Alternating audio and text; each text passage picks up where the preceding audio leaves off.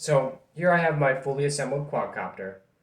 Um, when I turn it on, you'll see that the black propeller motor does not go. This is because I have a defective ESC.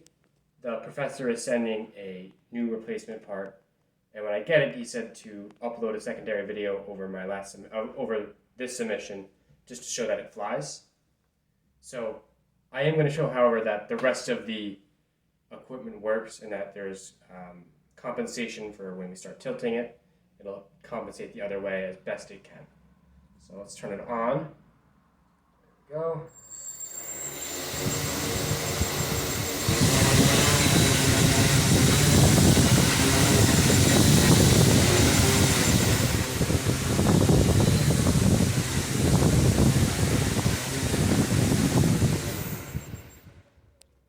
Alright, there we go. And you can see that the compensation is coming. It's faster than I can flick my fingers while holding on to the device.